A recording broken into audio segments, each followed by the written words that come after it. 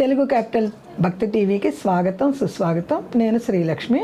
ఈరోజు మనతో సంస్కృత పండితురాలు, జ్యోతిష నిపుణులు, కవయిత్రి, రచయిత్రి, ఆధ్యాత్మికవేత్త డాక్టర్ కుప్పాశ్రీ విజయశ్రీ గారు ఉన్నారు. విజయశ్రీ గారు నమస్కారం అండి. శ్రీలక్ష్మి గారు నమస్కారం అండి. విజయశ్రీ గారు, మనము లలిత అష్టోత్తర శతనామావళిలో 17 నామాలు పూర్తి చేసుకున్నాం. ఇప్పుడు 18వ నామం వివరిస్తారా? తప్పకుండానండి. 18వ నామం కూడా అమ్మవారి యొక్క వర్ణనలో అంటే కంఠసీమ అయింది కదా. కంఠసీమ మీరు అన్నారుగా, కంఠసీమ ఎంత అదృష్టవంతురాలు, బంగారం అన్ని అక్కడే పెట్టుకుంటామని. అవును కదండి. అమ్మవారు కూడా అలాగే పెట్టుకుంది మీరు అన్నట్టుగానే. ఆవిడ స్థూల ముక్త ఫలోదార సుహారాయే నమో నమః. స్థూల ముక్త ఫలోదార సుహారాయే నమో నమః. ఇప్పుడు అమ్మవారి కంఠసీమ వర్ణన అయింది. శంఖం లాంటి మెడకి ముత్యాల మాల ఉంటే ఎటువంటి సౌందర్యం ఉండి, మరి ఆ శంఖాన్ని చూస్తామా, ఈ ముత్యాలనే చూస్తామా?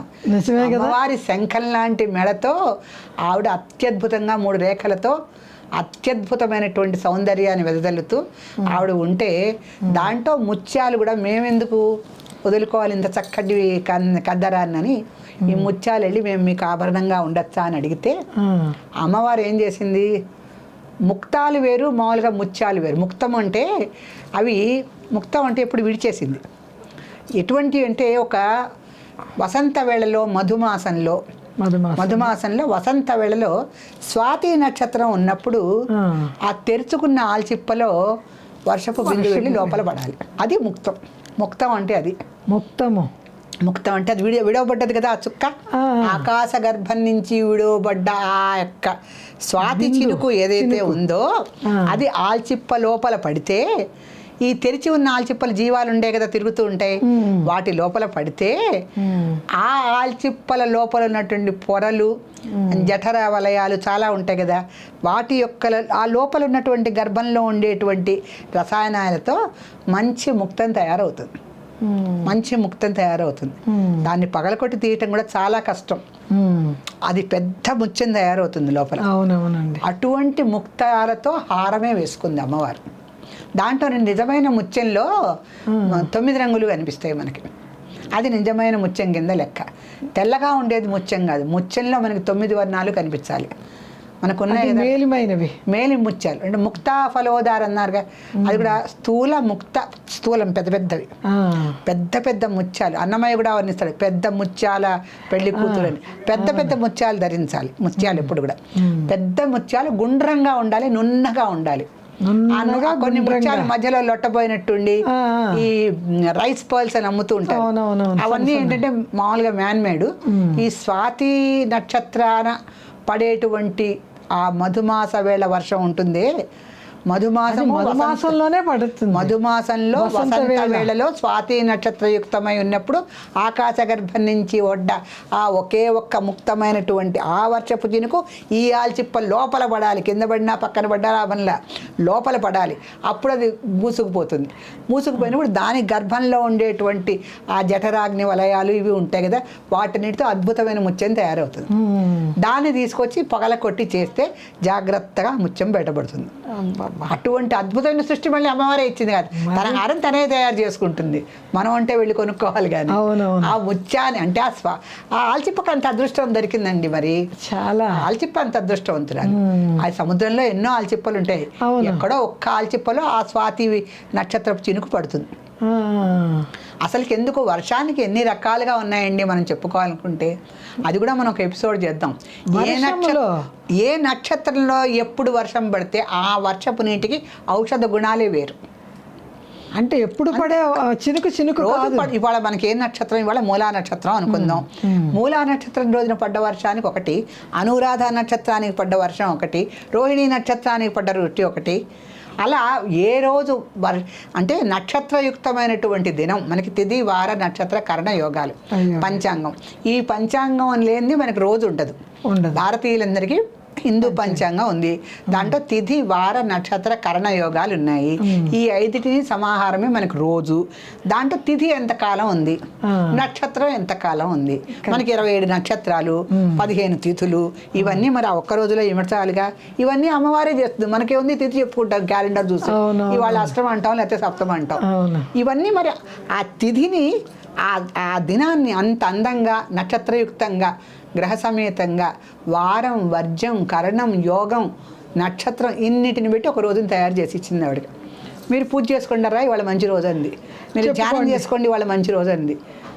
పితృదినాలు చెప్పింది, దేవతా దినాలు చెప్పింది, అన్నిటినీ చెప్పింది. చక్కటి మానవ జీవితాన్ని ఇచ్చి అనుభవించమంటే అది చేతకాక బోర్లు పోసుకోవటం అంతే. ఇక్కడ చక్కటి స్థూలముక్త ఫలోదార సుహారాయే నమో నమః అంటే శ్రేష్టమైన పదార్థాలన్నీ కూడా క్షీరసాగరంలోంచి వచ్చినాయి. సో ఈ స్థూలముక్త ఫలోదార సుహారాయే నమో నమః నామంలో ఇటువంటి అద్భుతమైన ముత్యాన్ని అమ్మవారు ధరించింది అంటే ఆ ముత్యానికి ఉండేటువంటి విశేషం, ముత్యాలు చలువ చేస్తాయి. ఒంటికి వేడున్నా కూడా ముత్యాలు ధరించినప్పుడు ఆ వేడికే ముత్యం కరుగుతుందంటారు. అసలు ముత్యాల హారమే ఎంతో కన్నులకు ఇంపుగా ఉంటుంది, ఎంతో చక్కగా సుందరంగా ఉంటుంది. ఆ హారాన్ని అందమైన శంఖం లాంటి మెడను అమ్మవారు ధరిస్తే ఆ హారానికే విలువ పెరిగింది, అందం పెరిగింది. నిజమేనండి. అందుకని ఆ ముత్యాలు ఏంటంటే ఒంటి మీద ఉన్నటువంటి వేడిని తీసేస్తాయని ఒకటి చెప్తారు. రెండోది అంటే అవన్నీ మేలిమి ముత్యాలు ధరిస్తేనే. రెండోది లక్ష్మీ పాత్రత అనేది వాళ్ళకి సిద్ధిస్తుంది. లక్ష్మీదేవికి శంఖము ఇష్టమే, ముత్యాలు ఇష్టమే, పాలు ఇష్టమే. ఇవన్నీ ఎప్పుడైతే మనం అమ్మవారికి దగ్గరగా పెట్టి పూజ చేసుకొని మనం ధరిస్తామో, ఆవిడకి నివేదన చేసిన పాలను మనం స్వీకరిస్తామో, అప్పుడు కొంచెం అమ్మవారికి మనం దగ్గరైనటువంటి ఒక భావం మనకు కలుగుతుంది. ఏదో పెద్ద పుణ్యం వచ్చేస్తుందని కాదు.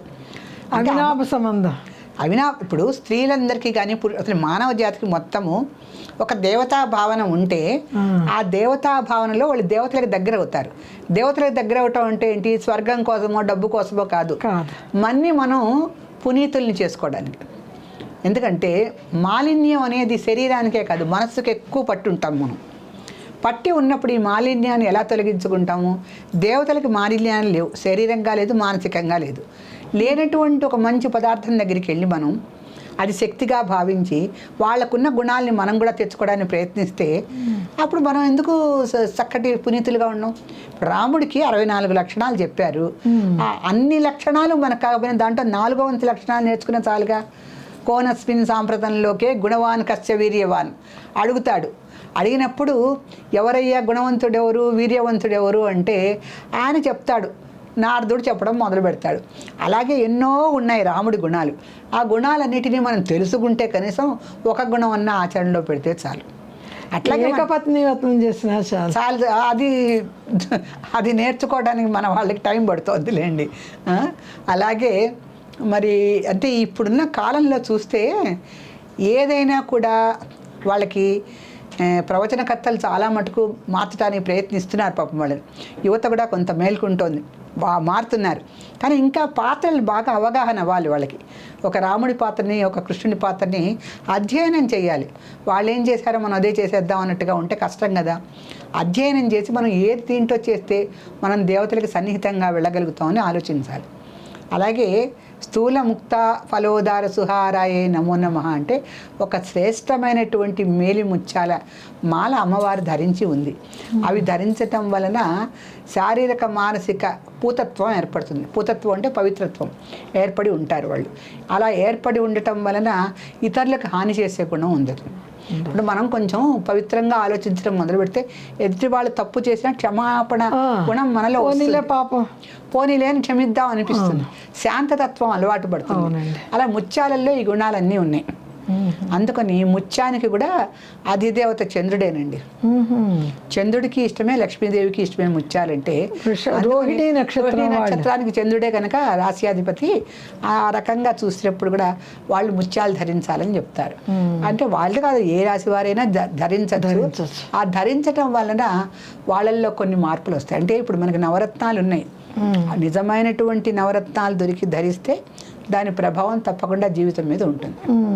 ఈ ముత్యాల్లో శ్రీలక్ష్మి గారు ఇంకొక గుణం కూడా ఉంది. ఎందుకంటే ఇంకా చాలా గుణాలు ఉన్నాయి. మనము ఇక్కడ 2 గుణాలు చెప్పుకుందాం ప్రస్తుతానికి. ఈ ముత్యాలు ఆల్చిప్పలు ఇలా నోరు తెరిచి ఉంటేనే కదా స్వాతి చినుకు లోపలికి వెళ్ళేది. అవునవును. స్వాతి చినుకు లోపలికి వెళ్ళి ముక్తముగా మారుతుంది. ముక్తం అంటే మనకి ఇది ఆధ్యాత్మిక చింతనలో ముక్తులు అవుతారని చెప్తారు.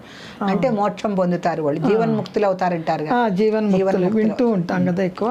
ఎలా అవుతారు అంటే ఏ ఆత్మ అయితే ముక్తం అవ్వాలనుకుంటుందో అది దేహం విడిచి ఈ స్వాతి నక్షత్రం రోజున పడేటువంటి చినుకులాగా మారి ఆ ఆల్చిప్ప గర్భంలోకి వెళ్తుందట. అక్కడ ముక్తం అవుతుందట. అంటే అమ్మవారి ముత్యాలు మరి ఏమిటండి అవి? ఎటువంటి ముత్యాలు ధరించింది ఆవిడ? మీ యొక్క ఆత్మ ఏదైతే ఉందో దాన్ని ముక్తంలో వేసుకోండి. ఇక్కడ ఈ ఆల్చిప్ప గర్భంలో వేయండి, ముక్తులు అవుతారు మీరు కూడా. ఆ దేహధారణ వదిలేయండి. వదిలేసి నీటి చుక్క తన ఆకారాన్ని వదిలేసుకొని ఆల్చిప్ప గర్భాన పడితే అది ముక్తం అవుతున్నట్టే, నీ దేహధారణను వదిలేసుకొని నీ ఆత్మని ఆల్చిప్ప గర్భంలో పడేస్తే నువ్వు ముక్తుడు అవుతావు. ఇది చెప్పడానికి అమ్మవారు ముత్యాలు ధరించింది. ఆ ముత్యం వెనక ఇంత రహస్యం ఉందా? ఇంత రహస్యం ఉంది. ఇంతేకాదు, ఇంకొక విషయం చెప్తోంది. ఆత్మల్లాగా రాలిపడేటువంటి పూతాత్మలన్నీ ఉన్నాయే, కొన్ని ఆల్చిప్ప పక్కన పడిపోతాయి, కొన్ని సముద్రంలో పడిపోతాయి, పునర్జన్మలే వాటికి. ఎవరికైతే పునర్జన్మ ఉండకుండా ముక్తులు అవుతారో ఆ ఆత్మ మాత్రమే ఈ గర్భంలో పడి ఆల్చిప్పలో ముక్తంలాగా అయి వస్తుంది. అది తెలుసుకోండి మీరు. ఈ ముత్యాల దండ నేను అందుకు ధరిస్తున్నాను. అందుకని ముక్తులవ్వాలి అంటే ఇది కైవల్యం. కేవలస్య భావం కైవల్యం అంటారు. కేవలస్య భావం కైవల్యం. అది కేవలం, అది తప్ప ఇంకేం అక్కర్లేదు అనుకుంటే అదే కైవల్యం. కేవలస్య భావం కైవల్యం. మన భావమే మనకి కేవలం అదొకటే అంటూ ఉంటాం మనం. కేవలం అంటే చాలా మందికి అర్థం తెలియదు కానీ వాడతారు. కేవలం అది మాత్రమే అంటే అది కేవలం ఏంటి? పూర్తిగా తన్ని తాను వద్దనుకొని నేను అమ్మవారి ఆత్మలో లీనమవ్వాలి అనేటువంటి ఒక కేవలస్య భావం కైవల్యం. అదే కైవల్యం. అట్లాంటి కైవల్యాన్ని కలిగించేది కూడా ఈ ముక్త భావమే. మరి ముక్తమాల, ముక్తమాందం, ముత్యాలమాల అంటే ముత్యం ఒకటే అయినప్పటికీ ముక్తం అంటే మరి మేలిమి ముత్యం అయింది. ఆ మేలిమి ముత్యం కూడా వసంత మాసంలో మధుమాసంలో వసంత వేళలో స్వాతి నక్షత్రయుక్తమై ఉన్నప్పుడు తెరిచి ఉన్న ఆల్చిప్ప గర్భంలో ఆ ఆకాశపు చినుకు లోపలికి వెళ్ళాలి. అది ముత్యం అవ్వాలి.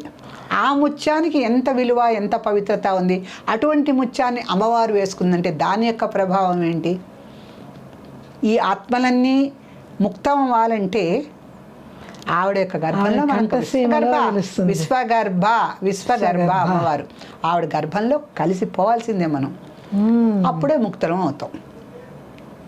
అందుకని ఎప్పుడైతే పవిత్రోవా సర్వావస్థాంగతోపివా అనుకుంటాం కదా, స్మరేట్ లలితాదేవి అనుకుందాం, ఇక్కడ లేకపోతే అంబాదేవి అనుకుందాం, పొండరీకాక్ష ఏదైనా నామేక సూక్ష్మ రూపంలో వెళ్తే స బాహ్య అభ్యంతర శుచి.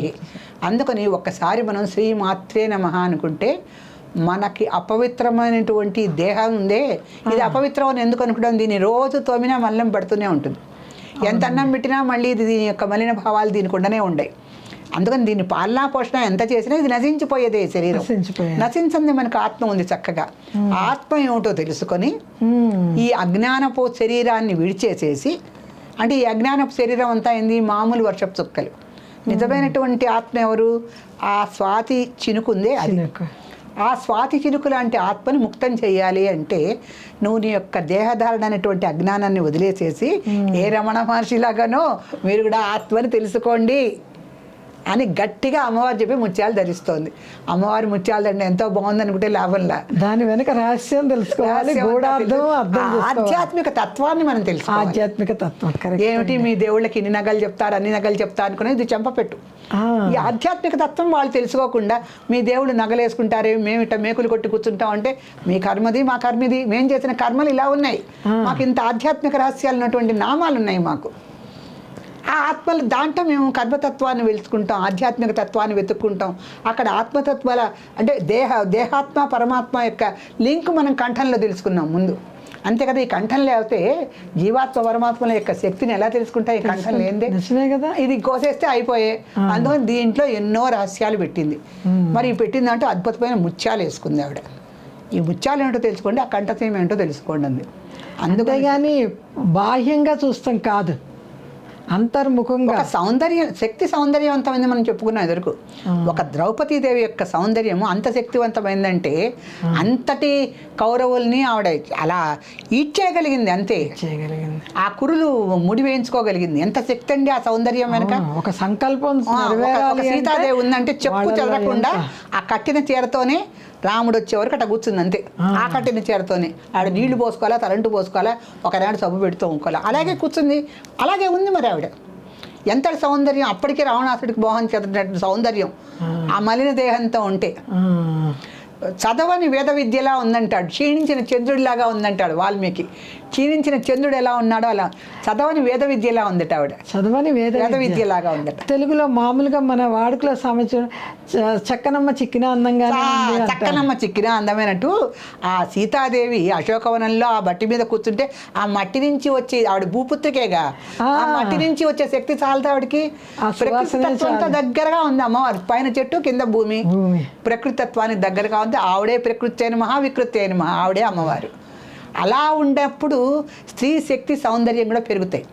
అందుకని శక్తి ఉన్నటువంటి సౌందర్య నిధులు ఎవరయ్యా అంటే సీతాదేవి, ద్రౌపదీదేవి మనం చెప్పుకోవాలి. ఆ ఇద్దరికి శక్తినిచ్చింది కూడా ఎవరు? త్రేతాయుగంలోను వీటిల్లోనూ ద్వాపరంలో అమ్మవారు. ఆవిడ అద్భుత నిధి, ఆవిడ సౌందర్య నిధి. ఆవిడ కొంచెం నిధిలో కొన్ని భాగాలు వీళ్ళకి ఇచ్చింది. అందుకని ఈవిడ ముత్యాలు ధరించింది అంటే దీంట్లో ఆధ్యాత్మిక తత్వం వెతుక్కొని, మనం ఊరికే ముత్యాలు ధరించలేదు అమ్మవారు. మనకి సౌందర్యమే కాదు, దీంట్లో సాహిత్య అంశాలు ఎన్ని ఉన్నాయి, ఆధ్యాత్మిక సాహిత్యం ఎంత ఉంది అని తెలుసుకుంటే ఆ నామానికి పరిపూర్ణత, మనకు కూడా ఒక సార్థకత ఉంటుంది. ఆ రకంగా మనకి ఈ 18వ నామం సంపూర్ణమైందండి. శ్రీమాత్రే నమః. శ్రీమాత్రే నమః.